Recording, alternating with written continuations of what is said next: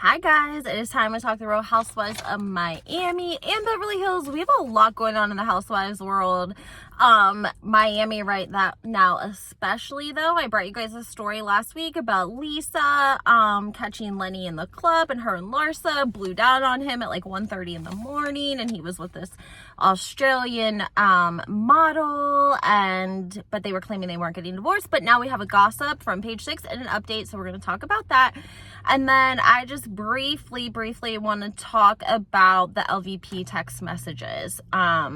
And an article that I read about Larsa Pittman claiming that her and Scott DISICK are just friends. So before we get started, make sure you hit the like button, subscribe to my channel, put your notifications on so you don't miss anything that I have coming up or that I'm posting, because you never know when I'm going to be dropping something. And really quickly, someone asked, why are you always in your car? Well, I work.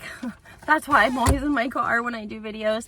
I work a lot, so I have to make videos when I have a chance and when it's good for me. So I'm sorry if, I don't know if that bothers people or something that I'm in my car, but I actually concentrate better because I don't have any distractions. So let's go ahead and jump right in. So Real Housewives of Miami.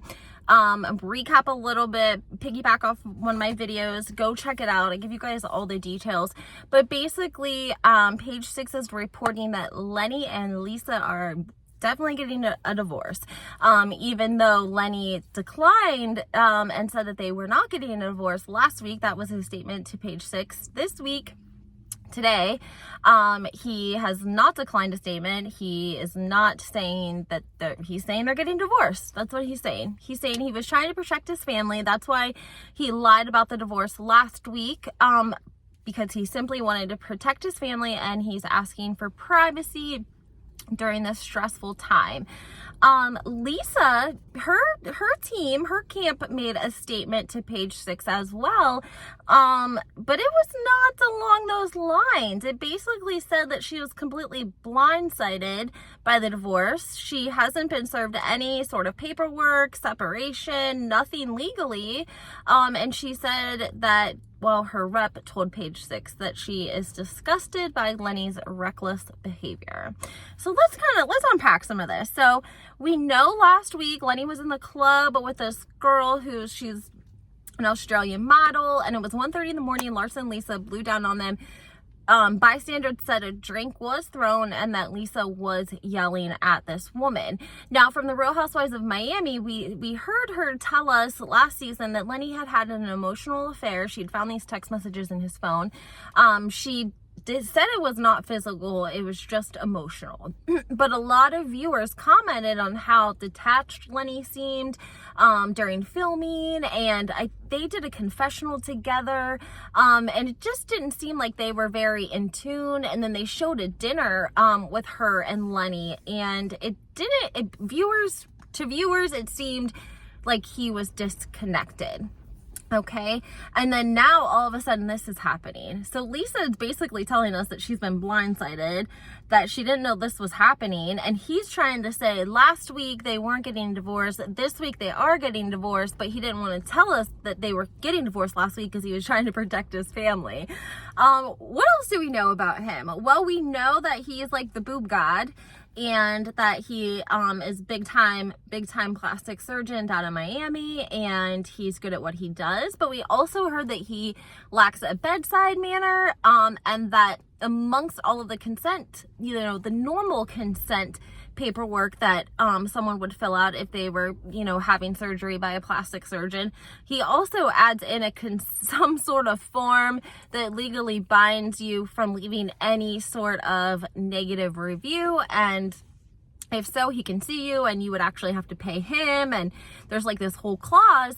And the explanation from an insider allegedly was that he takes the reviews very personally, and he does not take well to constructive criticism.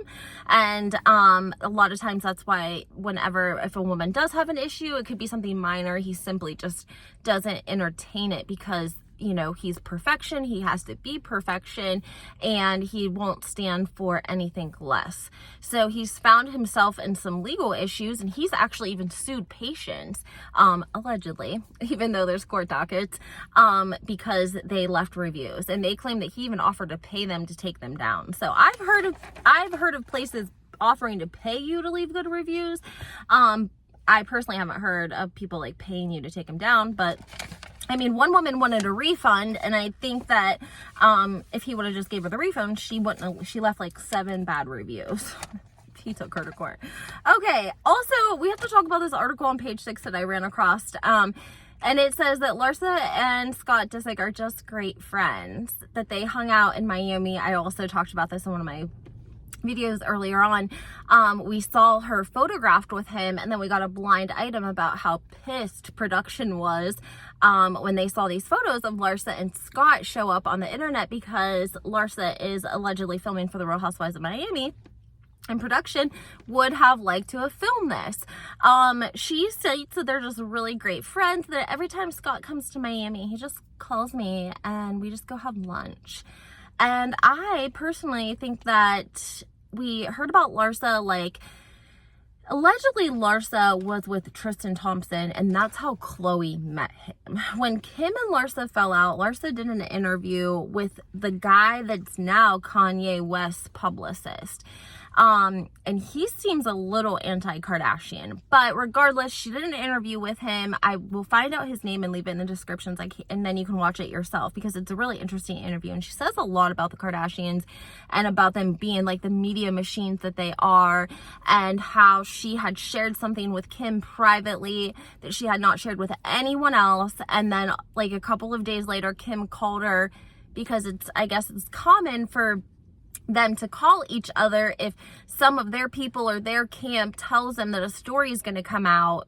They try to get ahead of it, right? So if Larsa's people call and say they have a story on the Kardashians, maybe they don't have contact with the Kardashians, so they let Larsa know, Larsa lets the Kardashians know, and then, you know, they kind of keep the ball rolling from there. So Larsa and Kim would exchange if anyone told them that there were stories coming about each other. Well, Kim reached out to Larsa and said that she heard this story was coming out, and it was the story that Larsa had shared with her and that Larsa hadn't shared with anyone else. So that immediately told her that Kim was trying to give her bad press on purpose. So that, I think, is kind of the demise of their friendship. She says that, you know, Scottie Pippen didn't even want Larsa. Her to even be hanging out with the Kardashians. He didn't want his kids around the Kardashians.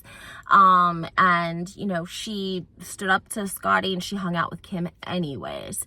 I think that, you know, she talks a little bit about how she ran into Travis Scott somewhere, and allegedly there were rumors about that, and Kylie wasn't happy about it. So to me, I just think Larsa has shared her scandalous ways maybe with the Kardashians, with Kim and Khloe or Kourtney. I remember when they did the girls trip, and Larsa was just like talking about how everyone has to have a dentist, and you have to date this kind of guy, and you got to have somebody like this. And Khloe said, you know, when she says, when Larsa says everyone's got to date a dentist, you know, you got to have at least one dentist.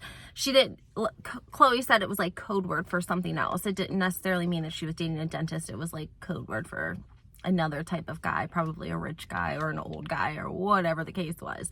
So I think that she, you know, was maybe a little bit, I don't want to use the word scandalous, but she was, you know, making her way and dating, because she'd been with Scottie Pippen for all those years. And so she was dating a lot of different people. But I think that Kylie, they did not like her being around Travis Scott. They didn't like, you know, now she talks to Scott DISICK.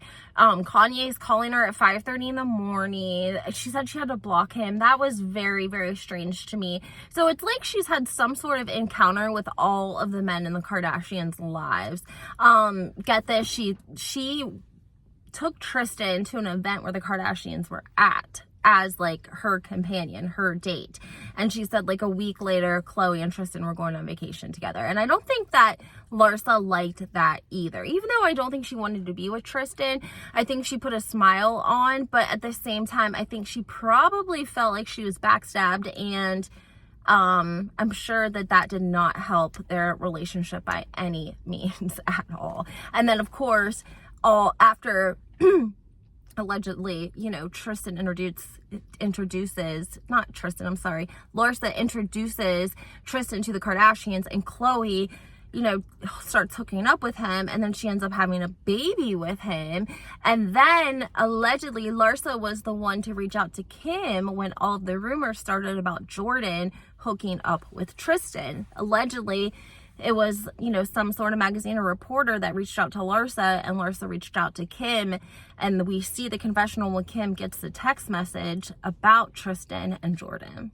So that's a really great interview. I'll have to leave that in my description because you guys should check it out if you're interested in Larsa or the Kardashians. But she's definitely making her return to the Real Housewives of Miami this season, so I'm interested to see what we're going to get from her this year. Also, if you've been on Instagram, you've seen these posts going around of Andy. It's like Andy, Alexia from the Real Housewives of Miami, Kenya from the Real Housewives of Atlanta, Teresa from the Real Housewives of New Jersey, and a couple of the other OGs, and they're with Andy Cohen, but we don't know what they're doing yet, so I don't know. Make sure you guys comment below, and make sure you hit the like button and subscribe, and we'll talk soon.